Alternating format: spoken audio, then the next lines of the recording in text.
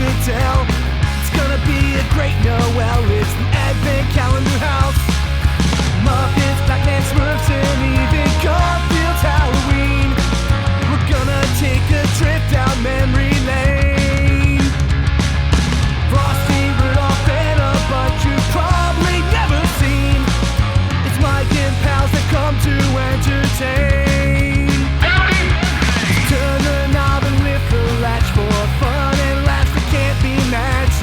And just beware the icy patch. It's the Advent Calendar House. Welcome to the Advent Calendar House, a beloved annual tradition that's about to be bulldozed to make way for a freeway unless you can convince me otherwise. Okay, fine, I'll keep doing this. Today, we're failing upward all the way back to 1980 as we visit Jellystone Winter Lodge and all of our Hanna-Barbera friends and witness Yogi's first Christmas. It's about that time of the year again. Sleigh bells ring, that season is here again. Hearts are light and full of good cheer again. Coming up Christmas time. I am disappointed to find out my ski instructor, who's used to sleeping through the winter, doesn't actually know how to ski, Mike Westfall. And joining me is my interior decorator, who just covered the entire ceiling in mistletoe. Please welcome back Bill Handstock. Hey, Bill. Hey, I think of myself as more of a snively, but that's fair. Fair. Thank you for being here. This is one I haven't seen in a while now, and it shows because I did not remember it being over an hour and a half long. Yeah, it's very long, especially when you have to watch it on Daily Motion with ads popping in every 2.5 minutes because Daily Motion doesn't allow you to run an ad blocker on Daily Motion. So. Oh no, I probably could have loaned you a copy or something, or sent it over Google Drive or something. Because that's okay, it's fine. Yeah, I just happened to have like a copy on some Google Drive someone shared to me at some point. Right. Yeah, I what format were we going to go through it, or are we going to talk about it generally, or how did you want to run this? Yeah, I'm just going to kind of run through it. Well, first, tell me your history with this. Yeah, so it's really weird because we had this on a VHS tape with several other Christmas specials. And I know I've watched this special a bunch of times, but most of it I didn't remember until, or I didn't like vividly remember or have like a strong like nostalgic connection to any of it until the part where Snively is grossed out by the hermit's food. And that's when like everything just like completely clicked, where I was like, I know this part. This is the part I know, and I have some suspicions as to why like that part specifically, like from that part till the end of the special was what like resonated with me as far as like, okay, yeah, now this is bringing back like memories of like watching this tape a million times. But I do remember like the Yogi's First Christmas one was either one where we had taped the commercials, or we hadn't done a clean job pausing during the commercials. Because I remember like Hall's commercials during it, like the wintertime like Hall's cough drop commercials, like that sort of stuff. I didn't have this one taped, but I think either TNT or the USA Cartoon Express or something would air it all the time. Yeah. And then Cartoon Network picked it up maybe 10 years later, and then it would run it all the time. So I watched it a lot just because it was on TV a lot. Yeah, this one we definitely taped off of like the prime time airing, like when it was a special, like when it ran. Wow. But first time it aired was either November 21st or 22nd, 1980. The internet can't quite figure out which one it is because I've seen both in reliable sources. But right. Well, Wikipedia has it as November 1980, and that we didn't record it in 1980. We recorded it like during a year that it was being aired as a primetime special. Right, that would make sense. Yeah, I was very tiny in 1980, so I don't think my parents had a VCR at that point. They were lucky to have a baby. So, but it's now available to watch. I saw it on Tubi. Oh, I didn't think about it. I just Googled it, and like Daily Motion was what came up. So yeah. So Daily Motion it was for me. Okay, even Wikipedia links to one of those copies, which I don't even think is official, but doesn't look like anyone's in a rush to take it down either. So go nuts. But yeah, I wish I had looked at the Wikipedia page prior to viewing it, but I didn't want to, because this was one of the ones where I, like, in my mind, I had watched it so many times that I felt like as soon as it kicked in, I'd be like, okay, I know the whole story. But I didn't really, I just remembered like Snively being like such a little shit and like so irritating, and like Yogi just continually failing upwards. Yes.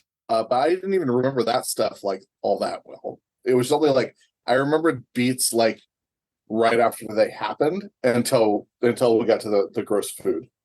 Yeah, that was my experience. Well, but as they were happening, I realized, okay, I remember this. But before that, it was just like, I know very, very basic plot points. The one scene that I remember is the one with Cindy singing her song about mistletoe. We'll get to all that. Let's start at the beginning.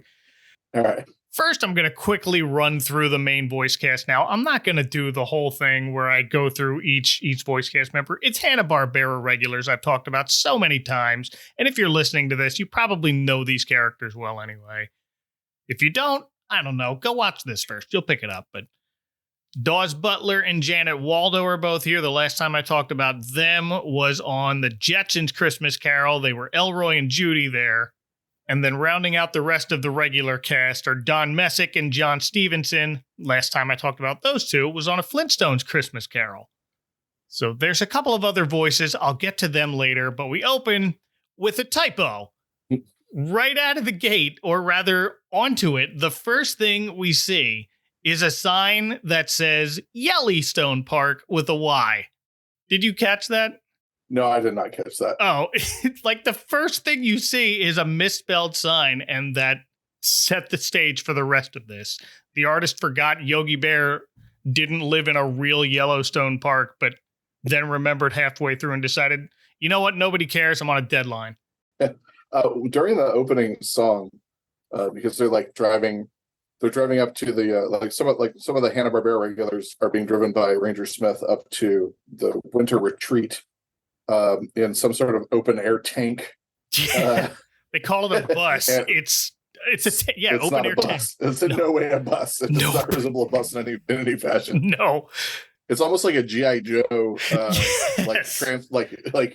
personnel transport, but with no guns on it. Right. But they could use some guns. I was going to say that we know of. Yeah. Sans Yogi and Boo Boo because they're hibernating. But as I often do when I'm watching like a Hanna-Barbera or similar thing, like once I start seeing all the characters, it occurs to me to like remember to like go and once again check like which famous people were all of these voices originally based on, which now children only know as the voice of the character. And I was a little bit surprised because I just know that like Doggy Daddy is Jimmy Durante. I just know that that's a Jimmy Durante impression. Look there, old Dad. We're almost there. No kidding, Augie? You're right, son. That's the Jellystone Winter Lodge, my favorite Christmas hangout. But like, I was like, well, Augie Doggy's got to be somebody, right? Because like Augie Doggy and his Doggy Daddy, they wouldn't like make like an original character and Jimmy Durante, but it is an original character, which is like real. Yeah, that's really wild, and it's such a distinctive voice that it seems like it has to be a parody of some or an impression of something. Like it's such a distinctive voice, yeah. Especially because like it's the straight man. It's like half of a comedy act. Mm-hmm. Like Augie Doggy and his Doggy Daddy. There's no like Doggy Daddy solo stuff. No, and there's no like Augie Doggy solo stuff. Like they're a comedy team, right? So it's very strange that like it's an original character and Jimmy Durante. Like that's very weird to me, right? It was also a little bit weird to me that like Huckleberry Hound isn't an impression of someone. No, I think they were just like, all right, we colored the dog blue. Let's call him Huckleberry. Yes. And let's give him a southern drawl, and that's it. Yeah. Augie Doggy is the same voice as Elroy Jetson, and that's the two. Like that tracks. Like that makes sense, but it's not exactly Elroy. It's more like wholesome and like treacly. But I had forgotten that Snagglepuss is a Bert Lahr impression to such an extent that Bert Lahr sued Snagglepuss. Oh, really? I didn't know that. So apparently Snagglepuss was started being a spokesperson for Kellogg's, and Bert Yeah. Lahr was already unhappy about Snagglepuss being a Bert Lahr impression, but he sued because he didn't want people to think that Bert Lahr was hawking Kellogg's. So the Kellogg's commercials had to start running Snagglepuss voiced by so and so at the bottom of the commercial for the cereal. Wow. Yeah. Yeah. Don't let anyone think Bert Lahr likes cornflakes. I'm going to guess it wasn't cornflakes. No, something else. But yeah, they sing this song, this coming up on Christmas time song, 3 times going up to this mountain. It's a pretty decent song for the opening song of a original animated Christmas special, but not to that extent that we needed it that much. No, it is a decent song. They actually put it on a soundtrack. Oh. And I have it later in my notes and I'll get to it, but this has come up before. The year before this, they did something called Casper's First Christmas, which Yogi Bear was in that, so this isn't even his first Christmas. Wait, they use this song? They used this song. They use a bunch of songs that I hear in other Hanna-Barbera specials. Wow. A couple of them happen to have these same characters, but some of them, there was one that I recognized from a Flintstone Christmas. It's just a weird little hodgepodge of, you know what? We wrote all these songs. We're going to crank them out and use them as best as we can. And I don't know whether they tried to make them standards or something. Right. Because I've never heard them outside of these specials, but most of them are really good. Yeah, solid songs. The songs are basically the best thing that this special has going for it. Yeah, you're not wrong. But so yeah, you got. I think we named everybody in this tank thing. It's Snagglepuss, Huck, Augie Doggy, Doggy Daddy, and Ranger Smith, who's driving them to the Jellystone Winter Lodge. I got that sign right. The lodge hosts a Christmas carnival, which all of these guys apparently go to every year. But on the drive up, they talk about how last year a bunch of scary things happened, including a snowball crashing into the lodge and someone stole a Santa suit. Yeah, it's such a bizarre choice to have a Christmas special refer to things that happened previously that have never been depicted in media. Yeah, that's true too. They were oh, remember last year when all this crazy stuff happened and a giant snowball crashed through the lodge? And I'm so is this Yogi's second Christmas? What is this? That's such an insane setup to refer to an entire series of events that happened 1 year prior at the same location. Right. Yeah. No, apparently Yogi has slept through every Christmas at the lodge, which, by the way, is directly above his cave. Yes. Sleep through it every year. And no one ever found out who was behind all those extremely terrifying events. They happen to be talking about right before driving by a marked mountain path that leads up to the home of the reclusive Herman the Hermit, which I guess Ranger Smith is a better person than I am for assuming this guy just wants to be left alone and spent last Christmas alone too. So these are the Herman's Hermits I've heard so much about. Did they sue too? They were probably too busy to watch a Yogi Bear Christmas special. Yeah, no, I don't think they were just actually, we love Christmas. But we meet Herman at the top of this mountain, who admits he was behind all those incidents last year because he hates Christmas. That Christmas crowd is back again. Well, this year I'll scare 'em good. Christmas. Yeah.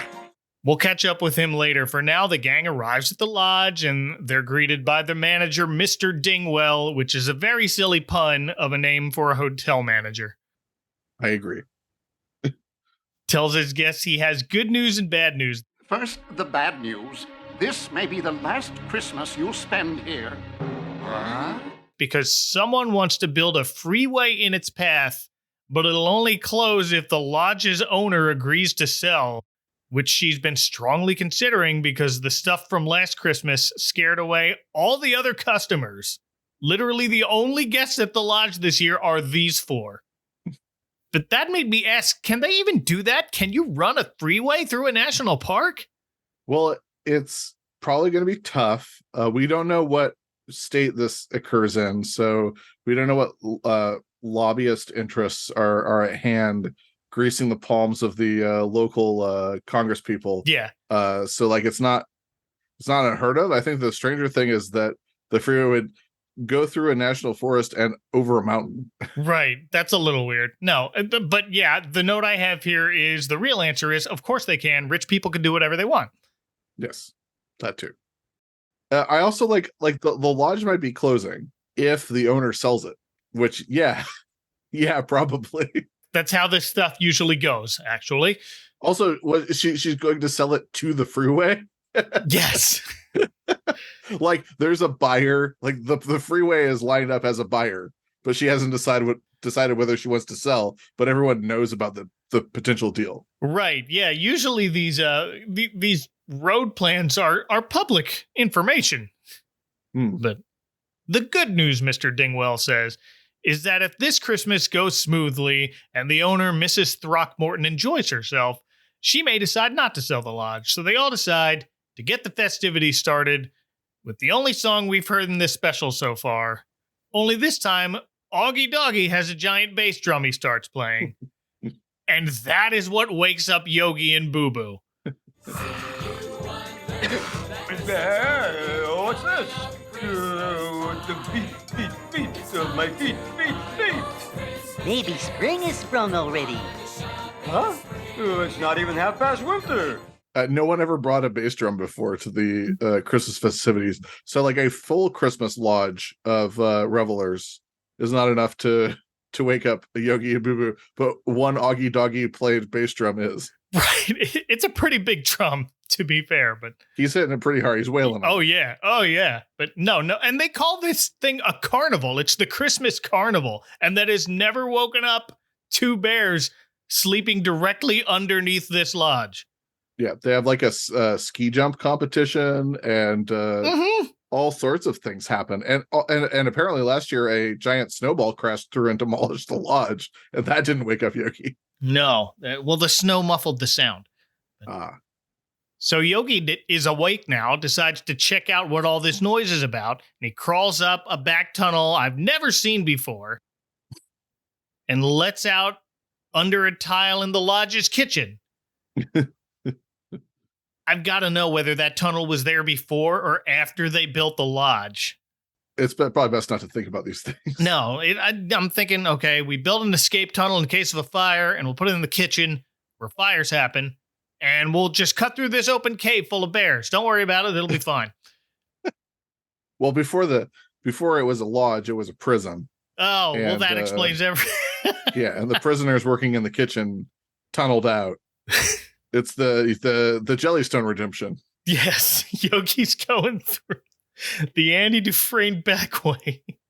Opens up under a poster of Raquel Welch. Yeah, it opens. The poster is of Captain Caveman's starlets. Oh, the teen angels. Yes. Yeah, teen angels. So. Well, yeah, you're right. They're dressed the same way.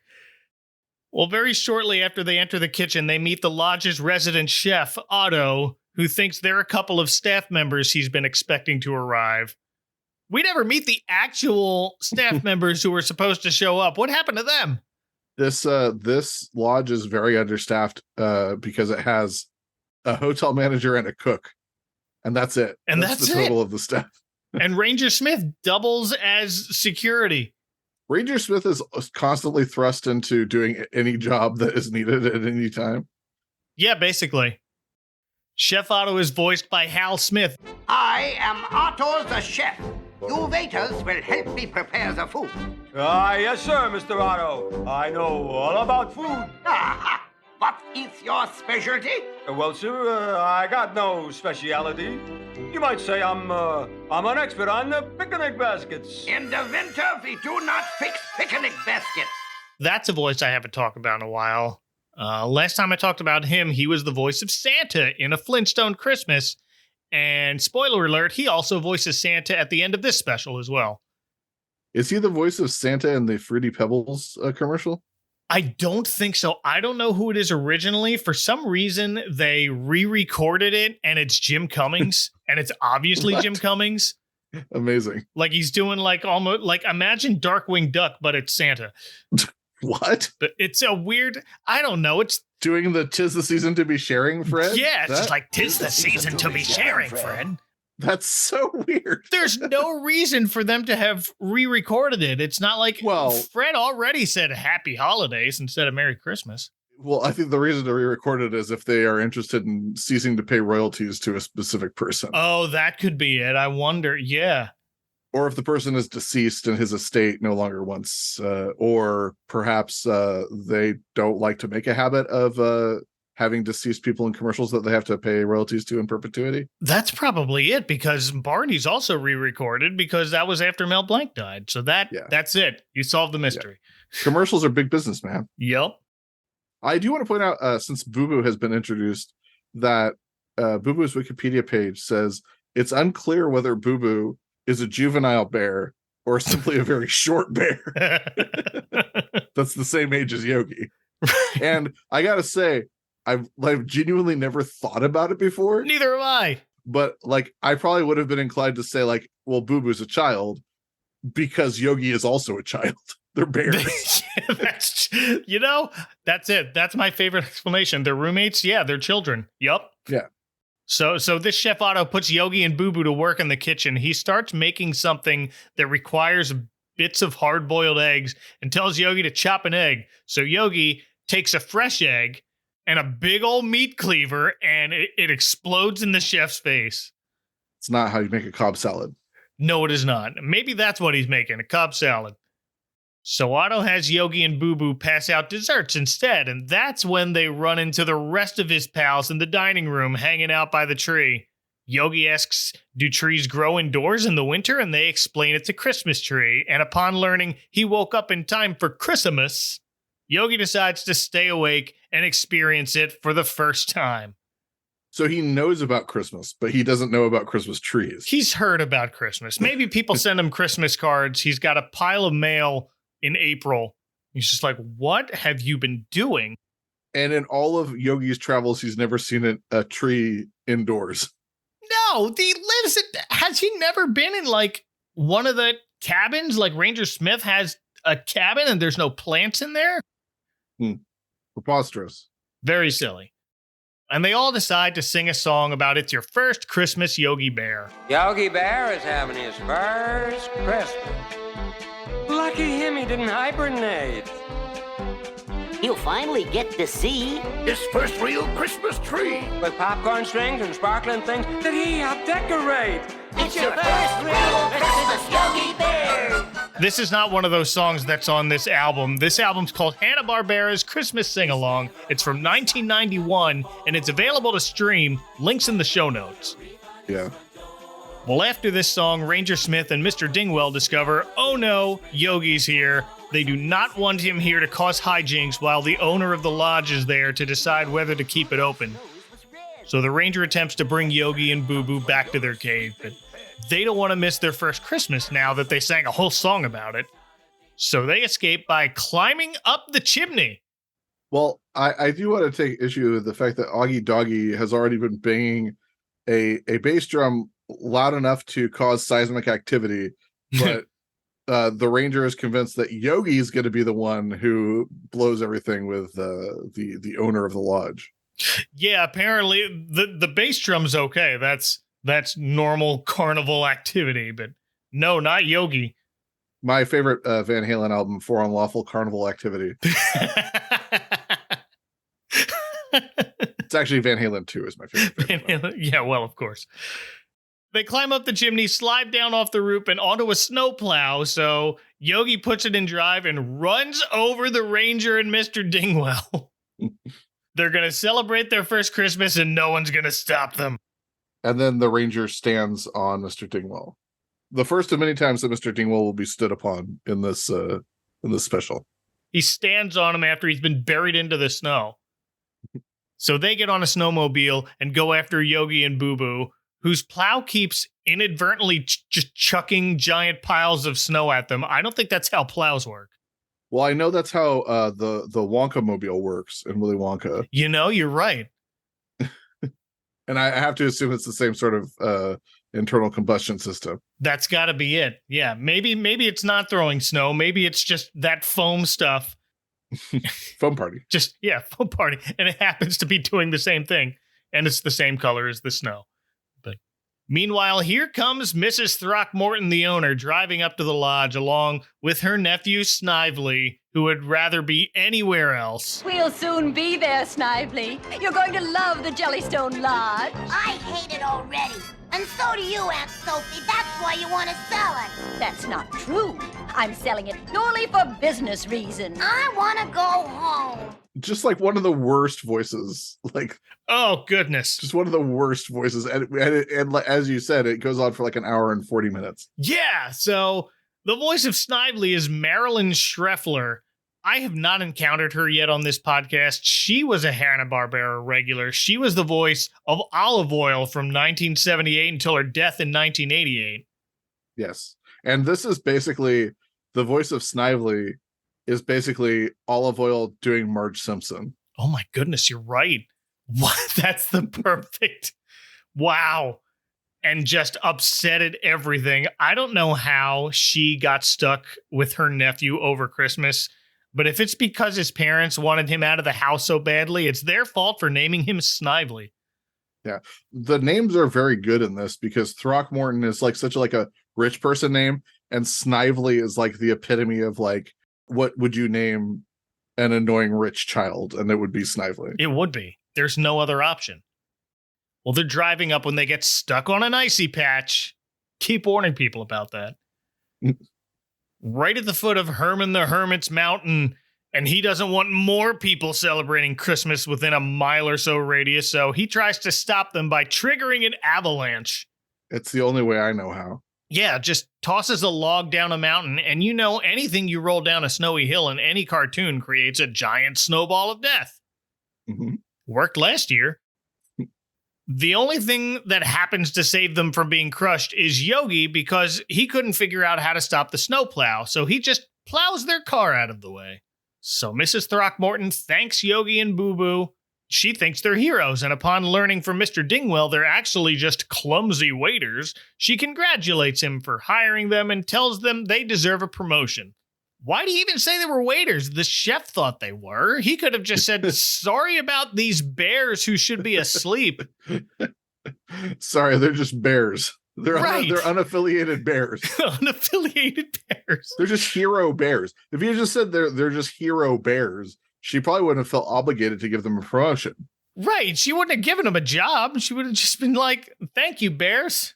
Yeah, as you were. Back to your cave. Yeah.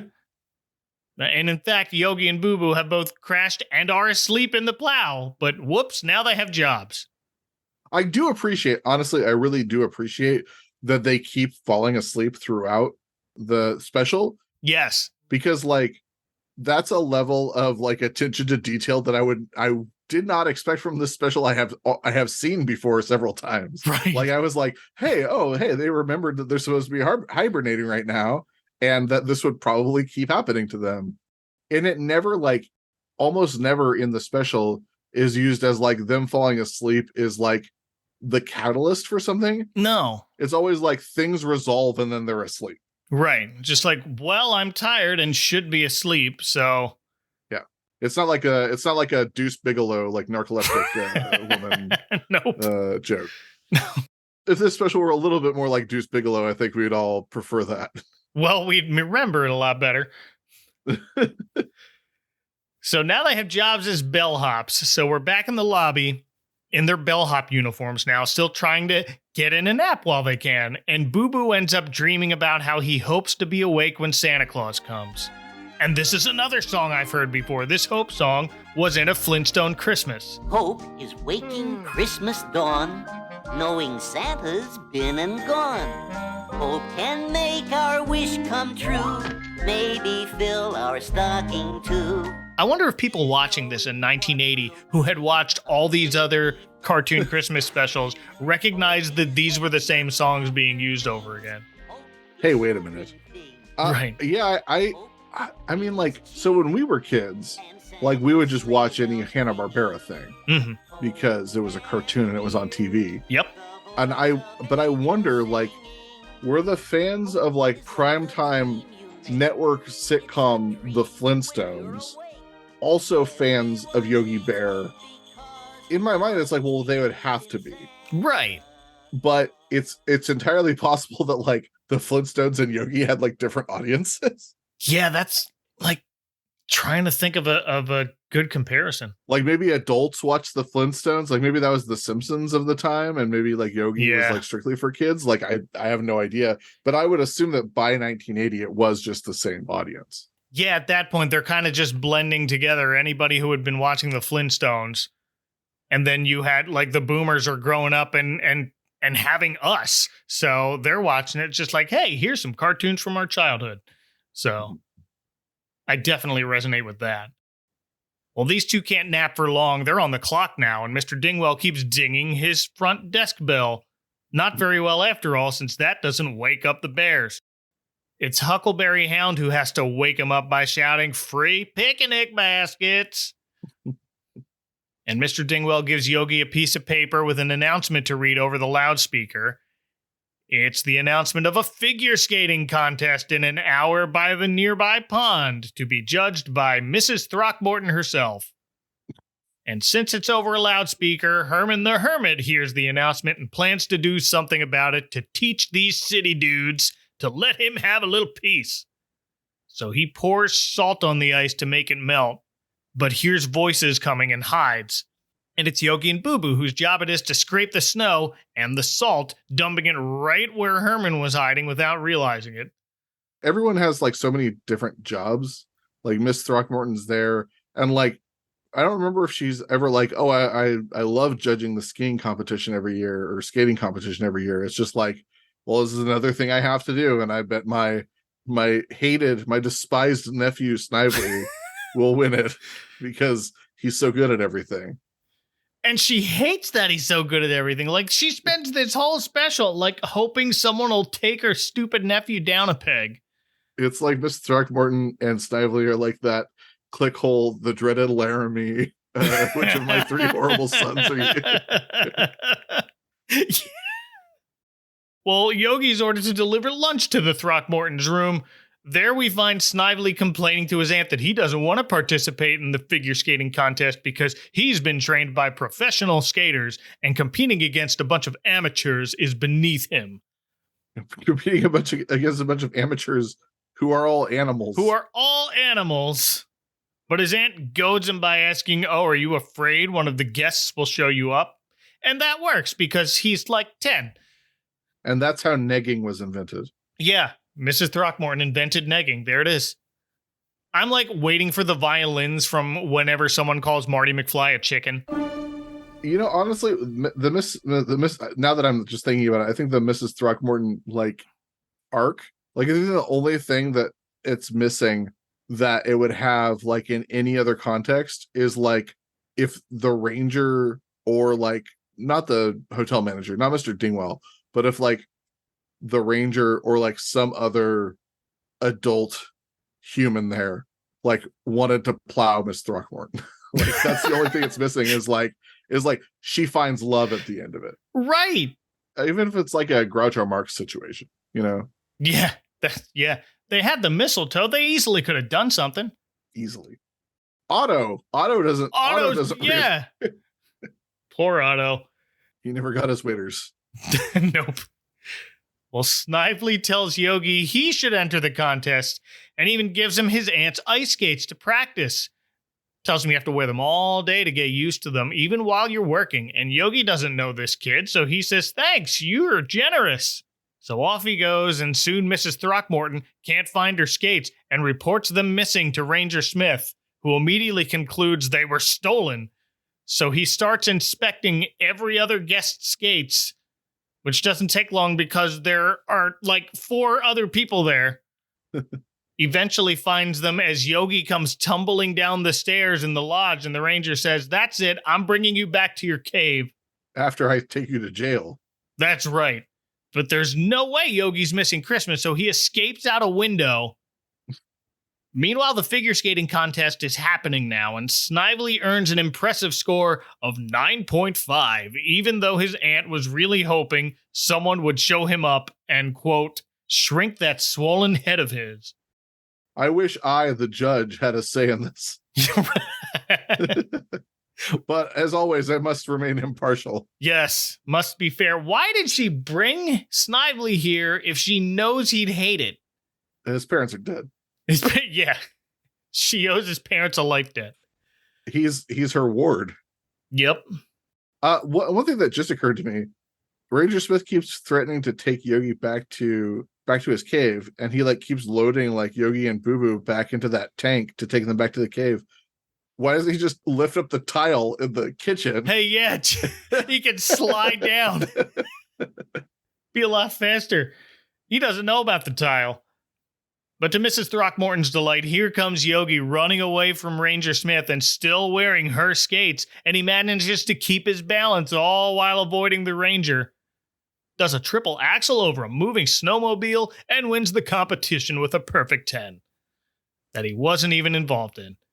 I do like the idea of like adding like hazards and obstacles to ice skating and like having that increase the difficulty of things. Like, yeah. Get some ramps. Even if it was just like American Gladiator style ice skating where like there's two like really strong skaters trying to like tackle the ice skater. Oh, next Olympics, we need to add those. We need to add like barrels to jump over like Christmas Eve on Sesame Street. Yeah. But the Ranger points out that Yogi's wearing Mrs. Throckmorton's missing skates, but stupid Snively says out loud, I wish I'd never given him those skates. So now everyone knows Yogi didn't steal them. Well, Snively isn't a clever criminal. No, he's new at this. Like every single scheme that both Snively and Herman come up with is like almost instantaneously thwarted. Yeah. And there's so many schemes and there's so many like beats in this. So many. They could have had half the amount of schemes and like had some suspension of disbelief that there might be like some like consequence to one of these schemes, but instead it's like we'll just have like 12 schemes. Yeah, it's like an hour and 40 minutes of 7-minute cartoons just kind of lined up in the row, and they happen to have a running plot going through them. That's how this is set up. I do also wonder whether like, well, it's a Christmas special, so we can't have like any run of like longer than 90 seconds where we think something's going to go badly at Christmas. No, not at all. But Snively says, whatever, I'll beat you in the next event. Okay, they're doing a whole Olympiad here at the lodge. And most insultingly of all, it's not Laugh Olympics. No! Oh, this should have been Laugh Olympics! This would have been so much better if you had, like, more Really Rottens doing, like, weird traps on the ice. I honestly think that, like, this special needed more Hanna-Barbera characters. Like, it needed, like, Magilla Gorilla, Wally Gator. Yeah. Even Jabberjaw. Like, I don't know how Jabberjaw is going to get up to the mountain, but we'll find a way. Through one of the ice holes when they're fishing. Well, while they're fishing, I did notice, this comes up later, but one of the names on the sign where everybody's hanging their fish that they caught says Jinx. So at least Mr. Jinx was supposed to be in here at one point. Oh, nice. he just caught a fish and took off. Yeah, he didn't make the tank trip, so he usually comes up but couldn't make it this year. But the next event is a ski jump, a fun and safe event for amateurs at all skill levels.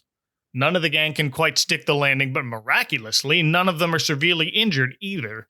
Ski jump is actually not a fun and safe event for all ages. No, it's not. And experience levels. Nope. It's in fact should be restricted to extremely talented people. Yes, like Snively, who lands a quadruple flip. By the way, Eddie the Eagle is the best and only movie I'm aware of about ski jumping. It's a fun little flick. I don't know that one. It's about a guy who like is desperate to become like an Olympian. Okay. And he's just not good at anything, but he's good at like, it's like, I'm pretty sure it's based on a true story. Huh. Like he is just like desperate to like become an Olympian. It's like all his like he and his father ever wanted. And but he's not good at any event or sport and he's not athletic, but like he doesn't care about getting hurt. So he becomes a ski jumper. And it's a fun little flick. Wow. Well, Yogi's competing for real this time, and Snively pretends to help him clamp his skis shut, but actually undoes them. So when it's Yogi's turn, of course they fall right off, but he lands on them and wins because Mrs. Throckmorton hates her nephew. It's, again, the difficulty. It's like McMahon family levels of I hate my family. Yeah, definitely. Yes. Miss Throckmorton is Linda McMahon. And Snively is Shane, who is despised by his father. That's right. Here comes the money. And here she asks Mr. Dingwell why he has Yogi working as a bellhop when he should be a ski instructor. And Mr. Dingwell immediately agrees. And at first I thought he was just being a pushover. And then I realized, no, he wants to keep his home. He lives at the lodge year round. And if it closes, he doesn't have anywhere else to live. Yeah. That should have been a bigger plot point than it is. They mention it toward the end. Well, if he's a hotel manager, though, he can get a job anywhere. He could. But next morning, we see Yogi skiing down a hill while everyone sings a song about how great he is. Yogi is the spark in Jellystone Park, the bear that makes it go, go, go. Yogi is the wheel that's making the deal, the executive producer of the show. That's not on the Christmas album, not festive enough. But we see Yogi do the old cartoon trope of avoiding a tree by lifting up one leg and going around one side, and the ski magically turns in the same direction on the other side, and he catches it. That's how physics works. Yeah. He only does that once. Next time there's a tree in his way, and he just plows through it. That didn't work out for Sonny Bono. No, it did not. This aired prior to that, and I'm sure that the year it ran after Sonny Bono's death, they probably cut that portion out. Yeah, no, they didn't show the big Yogi Bear shaped hole in the tree. Gwyneth Paltrow was not called to testify. No. But back at the lodge, Mrs. Throckmorton overhears Yogi singing to himself and tells Mr. Dingwell, Yogi could lead the caroling at the Christmas Eve tree trimming party too. And then she decides, let's hold a practice for caroling. It's very important to her, but she's the only higher-pitched voice in the group. She's surrounded by a bunch of deep male voices and Snagglepuss. He's a tenor, still not upper range. This is the worst segment of the special. It's so bad. This and the ski lesson, or this middle section here. This is the worst stretch of it because the caroling practice. It's like everyone's singing pretty badly. Well, everyone's singing fine. And she's just upset because she's the only woman there. Right. And so Yogi's like, well, I'll sing in falsetto. And they just like rerun the same animation, but with everyone like frowning a little bit. But it's not like mixed well enough or like played up well enough that like Yogi's doing like a bad falsetto. Like it's not high enough in the mix and no one's reacting big enough to it. No.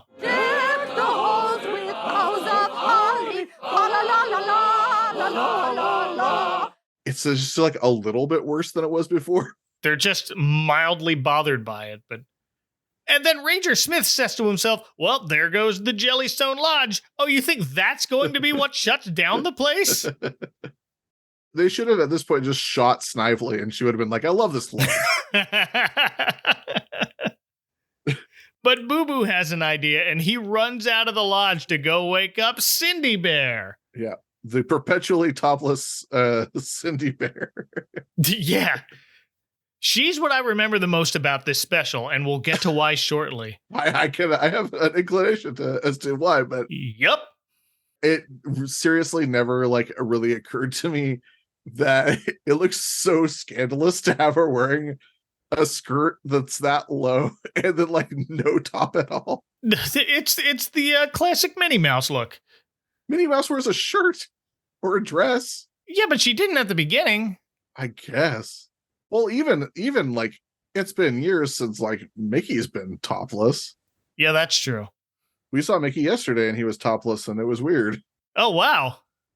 Yeah, he was wearing, I have absolutely no idea what he's going for right now at the winter decoration thing in Disneyland, but it's like he's wearing white shorts and he's topless and he has a scarf on. And I don't know like what look that's trying to recreate or what. It's so weird. It was very weird.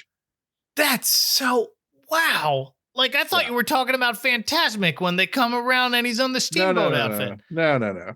Oh. Yeah, I have no idea. Oh, I'm very confused now. Yeah. But first I need to talk about Cindy's cave being a lot better decorated than Yogi and Boo Boo's because she's a girl bear. Yeah, I mean they're two gross bachelors of indeterminate age. Right. Yup. They sleep on piles of hay on the floor in their cave like a mattress on the floor. Do they sleep hole to hole or pole to pole? Well, they had their backs turned to each other when we saw them wake up. Hole to hole. Yeah. Yep. So Cindy also sleeps on the floor, but her hay is purple and there's a canopy over it. Gotta do it. Yep. So Boo Boo asks Cindy to join the chorus, but of course she's trying to sleep through the winter. So she's like, no. He starts to leave, mutters poor Yogi, and Cindy immediately perks up. I'm sorry, Boo Boo. It's only December. I need my beauty sleep. Okay, Cindy. Oh, poor Yogi.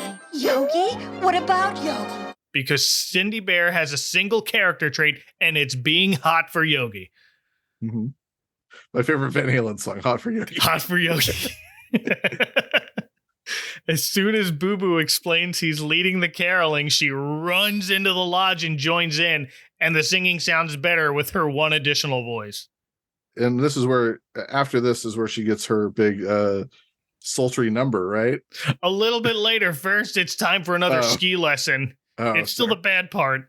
Yeah, the ski lesson.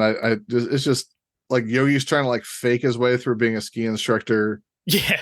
And they keep asking him questions and he keeps evading them. And it's just, it's so unfunny. And it's so like you see exactly where it's going. And it goes on for so long. And they're so offended that their friend, whom they know has never experienced winter, doesn't know how to teach them skiing. And they already know he doesn't know how to ski. Right. Like, they already know this, but they were bamboozled by his performance at the ski jump. They're like, well, I guess he secretly knew how to ski really good all along. And that's why he's a ski instructor now. Yeah, teach me to do that. Oof. But while this is going on, Ranger Smith brings Mrs. Throckmorton to the ski lift and turns it on for her. And that is Herman the Hermit's opening to distract the Ranger by setting up a little smoke pot to make it look like there's a forest fire. Yeah, the device is called a smoke pot. Don't try to Google that. Tripping on pots. That's right. But the Ranger sees the smoke and goes to check it out, leaving Mrs. Throckmorton on the ski lift. So Herman goes over and unplugs it, just leaving her stuck in the middle. So the Ranger has to go rescue Miss Throckmorton. And the device he uses to rescue her, I thought was going to do something completely different than what it did. Because he throws a rope over the cables of the ski lift and ties it to a massive boulder. And I was like, okay, so he's gonna pull on the rope and bring the cables down to ground level so that she can get off the ski lift. Because I don't know how ski lift works, but like cartoon logic. Sure. I was like, he tied a big boulder to a rope and he threw the rope over the thing. So he's going to pull the cables down to where he is. And that's how he's going to save her because of how pulleys work. Right. But what he does is he sits on the boulder and he pulls on the other end of the rope and lifts himself up with tremendous ease as though he weren't pulling his own body weight plus the weight of a boulder with one tiny rope. Well, listen, the first thing he did was the end of the rope he tossed was the end that was tied to the boulder, and he tossed it up at Mrs. Throckmorton. Yeah, that's why I thought it was going to pull it down, because I thought the rock would go over it and bring the cables down. Right. But also, if he was off by a few inches, he would have knocked her off with the boulder. Would have gotten her down. He's never off by a few inches. He's Ranger Smith. Yeah. And she does say, like, you almost hit me, right? No. Oh. It's never brought up. So he lifts himself up with this mechanism, and he's like, "See, I told you." And she's like, "Oh, that's such a clever device." And then she gets on the boulder, right? And he easily lowers them both back down. And it's like, this is one of the craziest things I've ever seen in a cartoon, honestly. Yeah. Well, he doesn't lower her down. Like, something happens, and he lets go before he gets all the way up there. So he's got to start over. But before he can, everybody's skiing downhill freestyle now, and Yogi ends up ramping off a snowbank, getting stuck upside down on the ski lift wires, and he just slides down those, and he ends up catching Mrs. Throckmorton's little ski lift chair and brings her to safety that way. And then he's asleep again. Hanging upside down. And the ranger offers to take him back to the lodge while Mrs. Throckmorton and the others go on a cross-country ski instead. And here I thought it was going to be, now I'm taking you back to your cave. So she was taking the ski lift up to go cross-country skiing? No, I guess she just changed her mind. She was just like, you know what? We're not doing this. Let's go cross-country skiing. Well, the ski lift is irrevocably damaged at this point, so. Yeah. But here Ranger Smith admits while Yogi is still sleeping, okay, now I'm glad I didn't make you go back to your cave. This is the big change of heart moment. His heart grew 3 sizes that day. Just 1.5, but inflation. That's right. Bidenomics. That's it. We'll return to Yogi's First Christmas on the TNT Toon Special. Greetings and hootenannies. We're gonna give a hoot about Kellogg's Cocoa Krispies. I'm gonna sing. Oh, no! Remove them physically. And you join in with Heavens to Murgatroyd when I point at you, with my finger even. The cocoa bean is lovely. Now, Heavens to Murgatroyd! 'Cause it's chocolatey, don't you see? Heavens to Murgatroyd! It puts the cocoa in Cocoa Krispies. They're as chocolatey as can be. Ooh. Heavens to Murgatroyd! Wait a minute!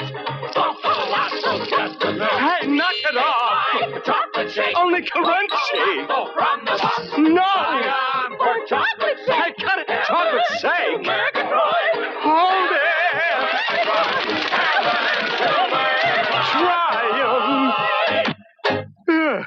Heavens to Cocoa Krispies! You know how some people are really into watching bad movies? It's basically that, just with more princesses. Bad Princess Movies is the podcast that seeks to catalog all of the terrible movies about princesses and princesses to be.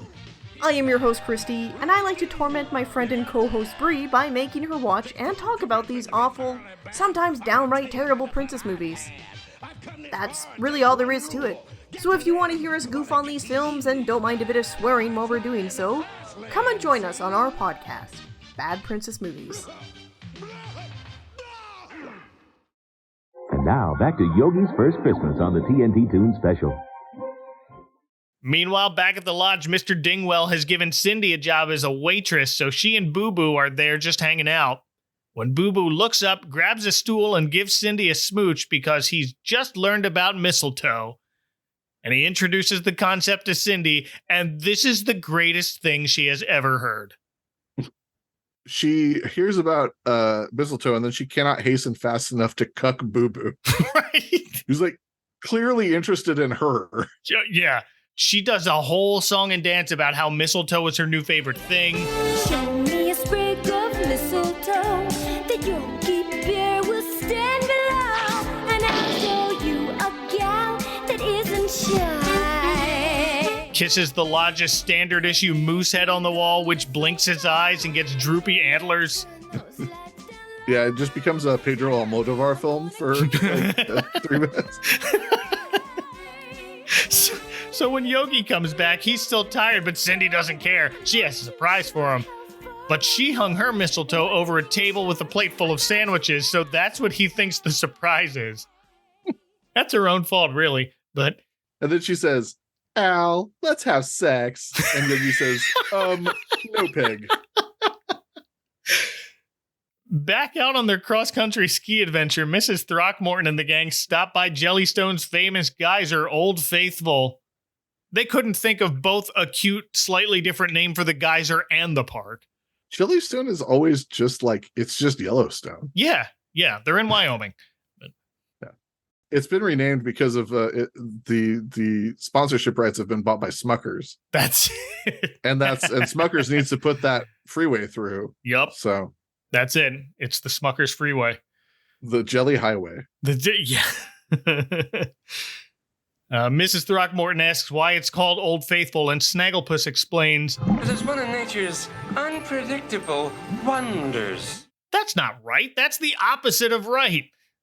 Yeah, I didn't understand this. The real Old Faithful is called that because it's very predictable. Yes. It goes off at specific intervals. Yeah, it's like it says every 60 to 90 minutes without fail. So it's a very weird line to put in here.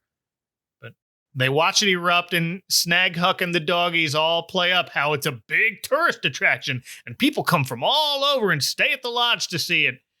And here's where Mrs. Throckmorton tells them she understands how they all feel about the lodge, but she really has to sell it for business reasons. Because you four are the only ones here, that's why. People clearly don't come from all over to see it and stay at the lodge. I'm not trying to own some overlook hotel no one comes to in the winter.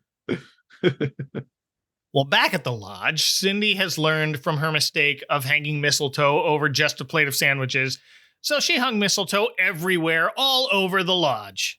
And Yogi asks, what's this stuff growing out of the ceiling? And when Cindy explains, oh, geez, suddenly he has to go and check his bobsled. Yogi just wants his kisses to be consensual. I understand. Gotta go check the bobsled. Micah, it sounds like after hearing that Cindy song, you had to go check your bobsled as well.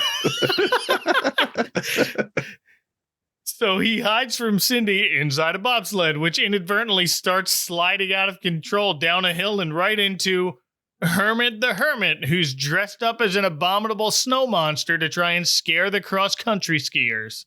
He had no idea that Scooby and the gang weren't there. That's right. This is a very Scooby-Doo costume he had. Yeah. Like, they traced a costume that they used on that. It's like, oh, it's the Creeper. It's a Hanna-Barbera cartoon where someone's dressing up like a monster to scare people away from a business. Sure. They got a template for it. Might as well use it. Yeah. But now Mrs. Throckmorton thinks Yogi's come to her rescue again, and now has Mr. Dingwell promote him one more time. I like the exchange here. Yogi Bear rescued me today, not once, but twice. Why is he only a ski instructor? But Mrs. Throckmorton, you told me. Must you do everything I tell you? No, ma'am. Good, then do what I tell you. Yeah. Now she has Yogi promoted to Chief of Security, but wait, that's Ranger Smith's job. And she says, yeah, in the park. But on her property, it's Yogi now. So the next activity is ice fishing, and Snively tells his aunt he doesn't want to go, and she calls his bluff and tells him, good, it's cold out there. I'm glad you'd rather stay here. And he immediately pivots to, oh, wait, I want to go. Like he legitimately doesn't want his aunt to be happy about anything. I don't remember if it's throughout the entire special, like when he's not in his like suit, or if it's just in specific portions where it looks like Snively's wearing like a skirt and tights. Yeah. Like sometimes he's wearing that puffy jacket and sometimes he's just not. But it would be cold out there if you were wearing a skirt and tights. Yes. Do not recommend. Or if like the majority of the cast, you were simply unclothed, but for headwear and like a bow tie and cuffs. Well, they got fur. Snively's not that old yet. But she calls him out on it again and said, okay, fine, you go. I'll stay here. Have fun. So they're out on the frozen lake. It's a contest to see who can catch the biggest fish. And this time, Yogi can't accidentally win this one. He's helping Mr. Dingwell judge. And the longest fish is caught by Doggy Daddy, who manages to catch an eel. Snively thinks that shouldn't count, but Yogi correctly rules an eel is a fish. But more importantly, why is there an eel in a freshwater lake in the middle of America? Well, probably because most people like me wouldn't know which aquatic life dwells where, in which conditions. Yeah, that's... Eels don't go there, but Doggy Daddy goes into a nearby shed to warm up This shed is on the ice for some reason, somehow. Well, that's an ice fishing shed. That's where ice fishing occurs generally, is there's a little shed on the ice and you cut a hole in the bottom of the shed. Okay. See, I didn't know that about ice fishing sheds, so. Yeah, there's usually like I've never been, but I've seen enough like media to know that like on like the lakes where there's ice fishing, there's like these little basically little tiny cabins set up where there's no floor. It's just the floor is the ice. And you like can set up there and like there's like space to like put your food. And I think there's even like a raised stove so you can keep warm, or a portable heater. Oh wow. But like you saw a hole in the ice and you fish in that. Okay. So like typically that's where most ice fishing is done, is within a structure on the ice. Huh. So you don't like freeze to death. Well, that makes sense now. Yeah. Sorry to be educational. No, it works great. It would have made a lot more sense if we didn't also know that Jellystone Park has a summer. That's true. What happens then? But this particular shed happens to be light enough that Snively can push it on the ice toward a hole no one's using. So he's attempted murder. Yeah. Oh, you're going to beat me in a fishing contest? Okay, I'll just murder you. Well, Yogi sees the shed inching toward the ice hole and stops it, not realizing that there's an ice hole behind it pushing. What is this, Johnny Dangerously? And Snively doesn't realize it's been moved out in front of him and falls in. Nice. My favorite's the part no one actually helps him, but the fish push Snively back out of the water. There's so many petards upon which people are being hoisted in this yes. in this brisk 100-minute animated special. And of course, Snively shouts very loudly, "Yogi did that on purpose, and he's going to tell his aunt on you." And he does. Well, he tells her Yogi pushed him, and Yogi admits to pushing him, which didn't happen, but... So she asks if Yogi's come to apologize, and he says, no, Snively deserved it. And she says, good, it's about time someone put Snively in his place. Okay, we all know the kid's a brat, but reacting to someone admit to pushing a child into a frozen lake with basically, oh, word, high five. Like, all signs point to the fact that Miss Throckmorton brought her horrible nephew here hoping he would meet his untimely demise. Yeah, she's trying to pull a good son on him. Stand in front of this cliff for me. No reason. But so I don't blame Snively for running away from the lodge at this point. Says he's going to give them all something to worry about by pretending to be lost. And then he gets lost. Stumbles upon Herman the Hermit's cave, but no one's home, so he goes inside and helps himself to a nap on Herman's bed of leaves. Was it leaves or was it straw? A little of column A, a little of column doesn't B. matter. Yeah, just whatever, just, you know. And then Herman comes back and finds Snively, and they bond over their shared dislike of Christmas and people. Yeah, they sing this trippy song called Mean, Sour, Crafty, and Cruel. Yeah. Because I'm mean, sour, nasty, and cruel, I gets my pleasure as a general rule out of scaring them folks with their carnival duels. And that's not an original song either. Oh, what? It's from another Hanna-Barbera movie from 1972 called Oliver and the Artful Dodger. Whoa. Okay. They made a sequel to Oliver Twist. That makes sense that would be in that movie, but this is a pretty good song, and I like definitely remembered this song from this special. Yeah, I like this song. In the Oliver and the Artful Dodger, it's sung by a character played by Richard Dawson doing a Cockney accent. Okay, that rules. It does rule. And then they'd use it again after this, and Gargamel sings it about the Smurfs. What? Yes.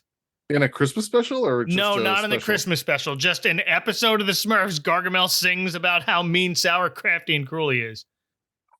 I don't think he has like devils dancing around him in a pit of fire like this right here.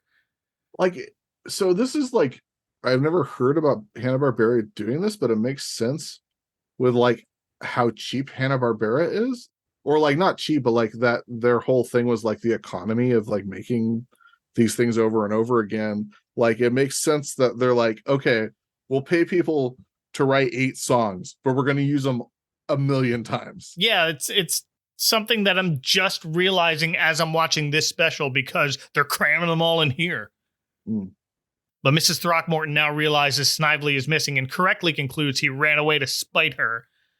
But she also can't lose the kid, so she has her 2 security chiefs form a search party. Well, she's been trying pretty hard to lose the kid. I don't know why she has a change of heart. Well, I guess she's got a safe face. No one's gonna buy this lodge from her if they knew she killed a kid. Yeah, she was hoping she was like, oh, we got to go look for him, hoping that before they would reach him, Herman would gut him like a fish. Yeah, right. Oh no. So Ranger Smith tells Yogi to set out on foot while he takes his helicopter and they'll reconnoiter. That did stick out to me. He specifically says, my helicopter. We can take my helicopter. I'm going to take my helicopter. But this is the only place where I've ever heard the word reconnoiter outside of this special. You and the others will spread out over the area and reconnoiter. What? Reconnoiter. Search through the park. Trying to sound military because it's his helicopter. But now Herman and Snively team up to ruin the Christmas Eve party disguised as Santa Claus and his elf by stealing the ornaments before the tree trimming party, which is a lame plan considering Snively just tried to kill a guy. And again, they're discovered immediately. Yeah. Yogi leads the search party on the ground, drives everyone out to the geyser to use as a central meeting point. And they all split up and start searching for Snively. Everyone except Cindy and Boo Boo, who have fallen asleep, so Yogi just leaves them. And the first group to find something is Augie Doggy and his daddy, who spots someone trying to lasso a reindeer, and it's Herman and Snively disguised as Santa and his helper. They tell him, one of Santa's reindeer caught a cold, so I've come to Jellystone Park to catch myself a replacement. And the doggies buy this.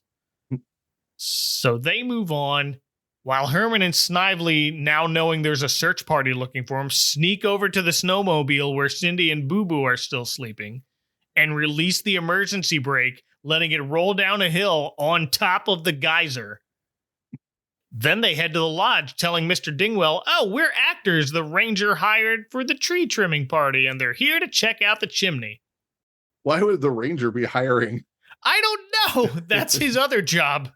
They got 3 people working there. Ranger Smith's hiring entertainment, not Mr. Dingwell for some reason, not the hotel manager. You work security. Go secure us some acting. This lodge badly needs like an HR department. Yeah. But apparently if you have a chimney big enough to fit a Santa-sized person, they're going to use it to make the experience more authentic. This was before Gremlins taught us that's a terrible idea. But Herman heads up to the roof, drops a rope down the chimney, and Snively ties the box of ornaments for Herman to pull up. And now they believe they successfully ruined the tree trimming party. Never mind that the tree appears to already be trimmed. They drew ornaments on the tree. What's left to do? Well, it's pre-trimmed. They it's pre-trimmed. Yeah. It's a pre-trimmed tree. You can buy this from Home Depot. Yeah. They just got to plug it in. That's it. But Herman pulls both the box and Snively up the chimney on the rope, and Ranger Smith sees the pair on the roof and instantly recognizes Snively from a helicopter. Well, that's who they're searching for. He's just good at his job. Yeah, but the rest of these clowns didn't realize it was him when they were face to face. So Ranger Smith radios everyone else to return to the lodge. He lands, gets out to look for them, and then Herman and Snively steal the helicopter. They know how to fly a helicopter. A lot of crimes going on. That's right. Meanwhile, Yogi's on his way back to the lodge when he sees Cindy and Boo Boo still asleep on the snowmobile that is now rolled on top of the geyser. So he hops in to get them, but too late, the geyser erupts and sends this whole giant tank snowmobile into the air with the bears in it. That woke him up. Snively sees this in the helicopter, tells Herman, fly closer so we can watch. And that gives Yogi the opening to grab onto the helicopter and pull Cindy and Boo Boo to safety. It's a very, very good stunt. Yeah, and he's apparently strong enough to turn the chopper around while hanging on it with one hand. Hey, if Vin Diesel can do it in the Fast and Furious Universal ride, I believe Yogi Bear can do it since he is a bear. Yes. And bears are all about family. That's true. And just like Vin Diesel, Yogi Bear does not want to kiss a woman. Yeah, turns it around with one hand and the chopper ends up crashing into a snowbank. Everyone congratulates Yogi for catching the ornament thieves. He didn't even know about that. He was just trying to rescue Cindy and Boo Boo, so at least this time he was actually being heroic. Mm-hmm. Snively, of course, immediately says it was all Herman's fault. He made me do it. But his aunt says she'll deal with him later and sends Snively to his room. While Ranger Smith goes to arrest Herman, but Mrs. Throckmorton asks, "Must you on Christmas Eve?" And the Ranger just lets him go. He stole a helicopter and put everyone's lives in danger, but it is Christmas. Yeah, essentially kidnapped the child. I wonder if there is any statute anywhere, because like there's so many like specials and movies and TV shows where it's like, well, I should throw you in the slammer, but it is Christmas, and what would I be if I let someone go to prison for the rest of their lives on Christmas? Like, is it like The Purge? Like you can just do anything as long as it's Christmas? No. You know that there's this section of Yellowstone that's in Idaho. So like if you murdered someone in that part, no jury could convict you because it's got to be a jury of your peers in that jurisdiction. But like you're not in Wyoming anymore. You're in Idaho. So like. So Herman would have to be tried by Idahoan hermits. Yes. All one of himself. So yeah, that's a real thing. Wow. That's where Jellystone Park is. Oh, everything makes sense now. But yeah, Herman the Hermit's free to go, but before he does, Mrs. Throckmorton invites him to their tree trimming party, and Herman immediately gets out of the Santa outfit and pieces out of there with a bah! As for Yogi, Cindy, and Boo Boo, they landed safely in a conveniently placed bale of hay. I thought they landed in a giant pile of snow. Nothing softer than cartoon snow. It's true. No, the hay's only necessary so Yogi can make a joke about how he was catching 40 weeks in the hey. But Mrs. Throckmorton says Yogi managed the search and rescue beautifully and decides he needs another promotion to Mr. Dingwell's job as hotel manager. Don't worry, he still has a job at the lodge. He's been demoted to bellhop. And back at the lodge, it is finally time for the big tree trimming party to trim the already trimmed tree. Yogi's now at the front desk and rings the bell, and the first one to answer is Cindy, who's still waiting for her kiss, but Yogi tells her, Cindy, I gotta start the celebration, which leaves no time for osculation. Pulling out all the big words for this special. Yeah, Yogi will know any word if it rhymes. That's right. He's the rhyming dictionary. Yeah. And now Snively has decided he does want to be part of the festivities after all. But not because he likes Christmas, because he wants to watch all those other dum-dums act silly. Well, that's fine, but his aunt tells him he's not going. He has to stay in his room as punishment for trying to ruin Christmas. She let Herman the Hermit go, but Snively has to stay in his room. Well, she doesn't really have any power to punish Herman, but she does. She is the guardian of Snively. Yeah. He threatens to tell his mom and dad, who apparently are still alive, but Mrs. Throckmorton finally shouts at him to knock it off. Well, he was going to pray. Oh, that's it. There it is. He was going to tell Jesus to tell his parents. Put in the word to my folks. I'm gonna tell Mommy and Daddy that— Knock it off, Snively. You did everything you could to spoil their Christmas carnival. I'm not going to let you spoil their party. It's a real look what you did, you little jerk moment. Yeah. But she'll pardon a stranger who hijacked a helicopter. Speaking of Herman, he knocks at the window and tells Snively to come outside and bring a blanket. They're going to have their own little party out there away from all this Christmas humbug, and Snively actually gets excited because he doesn't know how hermits work. But back at the party, everyone else finally starts trimming the tree some more, and it looks like it's just more bauble ornaments and garland. But I guess it's not enough for them, and they put more on. Huck hands out the ornaments. There's also a string of cranberries, so Augie gets to make the joke. Cranberry, could I have a string of huckleberries?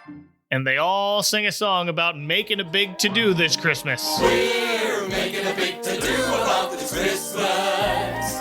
Everybody's trimming the Christmas tree. icicle and mistletoe. Colored balls tied with a bow. And cookie dolls and ginger dough for me. And me. Is this from anything else? Yes, it's from that Casper special. Augie gets the honor of putting the star on top of the tree with the help of Doggy Daddy, who lifts him up via fishing pole. It got him the eel. It's going to get Augie up to that tree. Ranger Smith should have thrown another boulder. He should have, yes. Notably, Yogi's not there for the tree trimming, but he arrives now with a group of children. And Ranger Smith asks him, what's the meaning of this? I kidnapped these children. It's like, how dare you bring children to a Christmas party? Now Boo Boo and I will feed. I'm Cocaine Bear. There it is. Turns out Mrs. Throckmorton sent Yogi to an orphanage in the city because they've never had a Christmas vacation. And here's where she announces, I'm not going to sell the Jellystone Lodge. I'm going to donate the lodge to the Jellystone Foundation, of which I am the president. instead she has decided to donate it to me, to her own foundation, to be used as a year-round vacation home for orphans. And every winter, they'll be all invited back for the Christmas carnival. Well, that's kind of sweet, even though that decision seems to have come out of nowhere in this special. Well, she got such a thrill out of being able to tell her nephew that he's a little shit. I've never felt this alive before. Right. I need more children to tell that to. See, this is why the big change of heart. I mean, like, the insinuation is that she's fallen in love with Yogi and like his antics at the lodge and like the feeling of fellowship. But like, this is where it would have really benefited from. Like, also, I got plowed. Like, I felt like I found love in a hopeless place. You know. Yeah, yeah. Oh, Mr. Dingwell, I didn't know you were going to be homeless. Rich people are weird. Just, they can afford to pay their own spontaneous ideas. So great. At least this one benefits some orphan kids. Mr. Dingwell nervously asks if he'll still have a job at the lodge. Remember, he's been living there and has no other home, but she assures him he'll return to his job as hotel manager, as she has just appointed Yogi director of the Christmas carnival. Well, that's going to be tough when he's asleep every year from now. I guess he'll just have to stay awake until New Year's. And speaking of Yogi, here he makes a grand entrance down the chimney dressed as Santa, along with Boo Boo dressed as his little elf. And to these kids, it's just Santa. Santa Bear. Snagglepuss almost blabs, Mr. Kris Kringle, that's not the real. Hush up, Snag. Don't spoil it for the young'uns. Even little Augie asks his daddy, why does Santa have a nose like a bear? And Daddy tells him, let's put it this way, Augie, my boy. That's not your average Santa Claus. Meanwhile, Herman and Snively are outside in the cold under Snively's blanket, which they've propped like a tent. This is the part you remembered where it clicked. Oh, I remember this. Yes, exactly. So Herman shows, he's like, oh, Snively, I've prepared a wonderful feast for us. And he shows them all of these hermit foods, which aren't really that gross. This here's a piece of dried catfish, some very tasty turnips I dug from the forest, couple of hardtack biscuits, and for dessert, 3 buffalo berries each. Thanks, Herman. Like fried catfish? Like, yum. He said dried catfish, which might be a little gross. Oh, I thought he said fried, and I was like, that doesn't look like a fried catfish, because it's a whole catfish. No, if it was fried, that'd be great. But I was like, it's just one of those cartoon things where they like say a thing is a thing, but it like they've drawn something completely different. Right. Yeah. But he like shows them all these gross foods, and like Snively's like getting all bug-eyed and turning green and being like, oh, but I wanted food that tastes good. Yeah. And so it like this really clicked for me, and I think it's one part. Like I was a mega picky eater when I was a kid, so like this spoke to me of like, oh, this would be really horrible at Christmas to like this would snap me into shape of being like, I can't have any of the Christmas foods I want. Like I have to eat gross food and out in the cold. But I think the more pertinent thing is, I think that what happened is that I think the majority of the time I watched this tape when I was a kid, I would fast forward to the special after the Yogi special, but like this was like as good a point as any. Like, you know, like when you like close the VCR, and, like hit fast forward so it will go fast and like count like or like approximate like, oh, it's this far into the tape, right? And then hit play, and like if it pops up at this part, it's like, well, this is enough time of this special to watch until I get to the next special. Yeah, because you don't want to overshoot it. Yeah, which is probably like Mickey's Christmas Carol or, you know, something of that nature, like a much better Christmas movie. So I think that I've definitely seen this specials like many times, but I think the majority of the time I've seen this special, it's been like from the like Yogi as Santa / Snively realizing food is good, but only the food I like, until the end, and then another special starts. That makes a lot of sense. Yeah. But yeah, no, Snively realizes he's made a huge mistake, and Herman keeps trying to convince him, you don't want to be at that party. We hate Christmas. But Santa Yogi, who's begun handing out presents to kids inside, spots Herman and Snively outside and brings them both in. And Mrs. Throckmorton welcomes them both and gives them each a big plate of food. Snively asks, you're not going to punish me? And instead of telling him no, I guess I was too hard on you on Christmas, she says, well, I may if you don't eat everything on that plate. How droll, Mrs. Throckmorton. In this lodge, we belong to the Clean Plate Club, mister. There are hermit children starving in Hermitania. That's So in spite of everything they've done, they both get food and gifts, and Herman and Snively are both finally lamenting. You know something, Herman? They're not dum-dums. We are. I know. We had it all wrong. We love Christmas. And Christmas loves you. Why? The answer is easy. Because Christmas loves everyone. But Herman was content. He had the food he liked. Yeah. And he was living in the same place he's always lived. So this is just more food. The change of heart from Herman is even more inexplicable, is much more inexplicable than Mrs. Throckmorton's. I guess no one ever gave him a gift. Because that's really what turns him around. It's like, oh, someone gave me something for no reason? Oh, this actually rules. You mean just because a savior was born unto them, I get a gift? Something like that. Yeah. It's kind of wild that there's like not even a trace of evangelism. Oh, not even a little. Special. Nope. Like no hint. Nothing. Like, Christmas exists, but like that's it. Like not even like there's not even like really a goodwill towards men thing. Had those devils dancing around Snively and Herman earlier. That's about it. That's from like a chick comic. Hell yeah. Well, right about now, Ranger Smith notices Cindy off by herself with tears in her eyes, and he asks Santa if he has something for her, too. And Cindy doesn't want the attention and begs, please, it doesn't matter. But of course Santa Yogi has something for Cindy. It's a crown and a sash that says Miss Jellystone Park. And also, it's my dick in a box. And Yogi finally gives her that Christmas kiss she's been wanting, and it sends Cindy into a euphoric trance complete with a song about being kissed by Yogi Bear.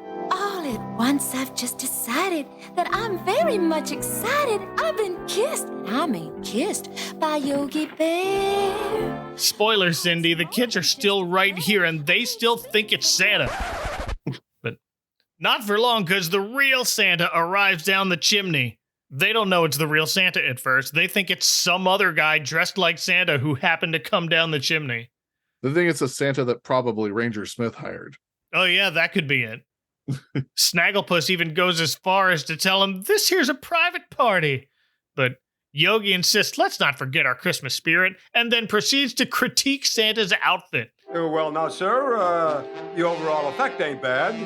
But those boots, they're cut too low. Santa would never wear those. Oh, yeah, I see. Also, it isn't a private party. It's like emphatically not a private party. No, they invited orphans. But yeah, Yogi's like critiquing Santa's outfit. Your boots are cut too low. You've got too much stuffing in your coat. And of course, he tries to yank off Santa's beard. And that's when Boo Boo tells him, hey, that's the real Santa. Who's not even mad. He's happy that Yogi did his job for him at the party by passing out all the gifts to the kids.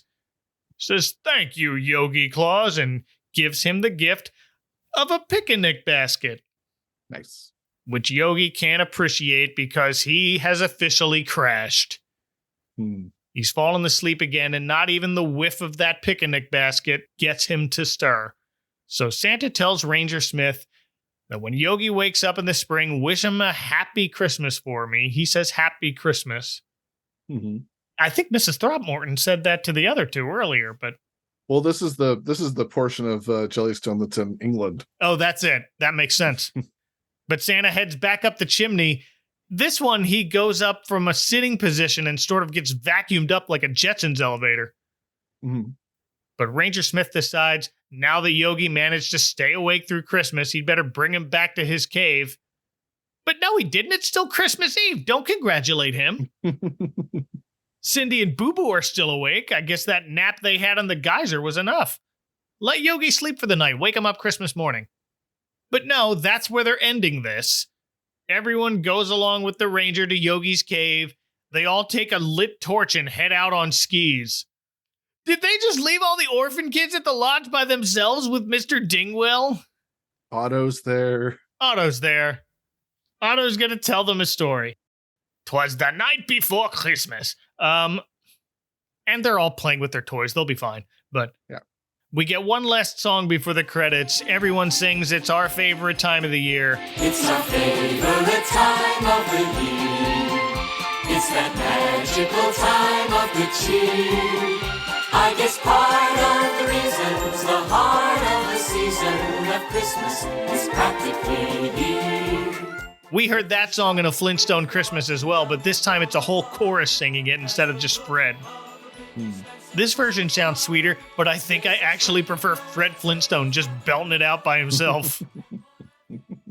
And back in their cave, Yogi wakes up briefly to wish us all a Merry Christmas to you too.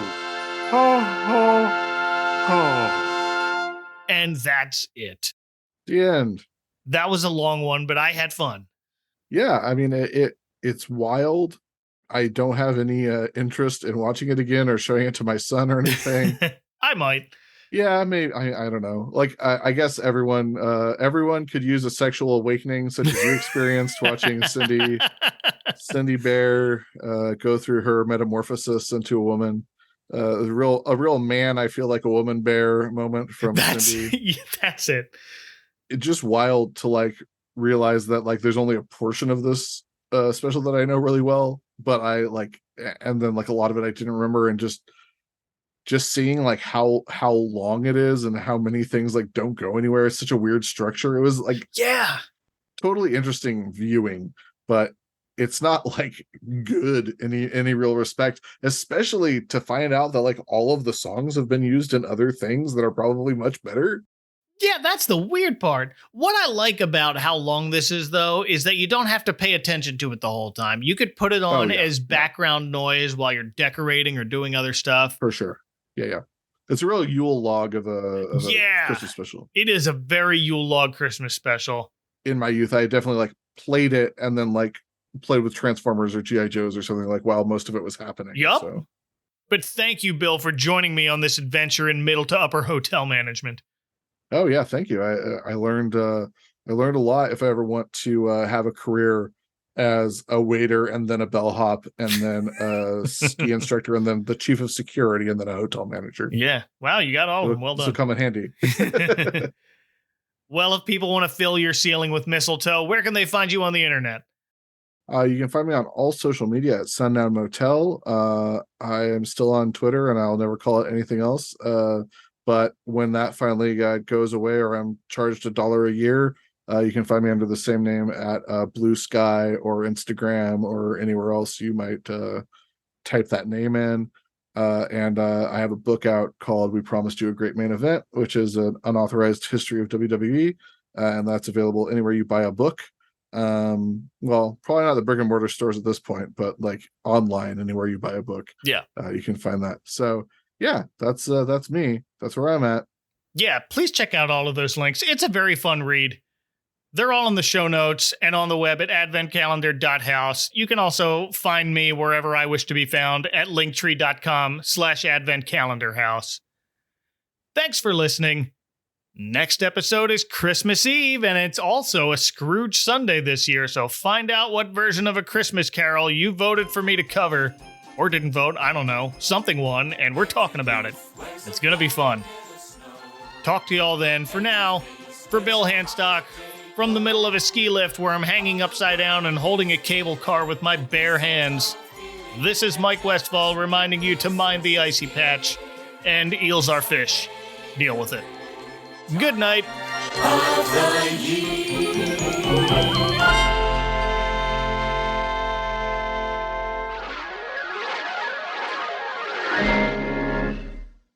Next time on the Advent Calendar House. Every idiot who goes about with Merry Christmas on his lips should be boiled in his own pudding. And God bless us all, everyone. A Christmas Carol. Humbug.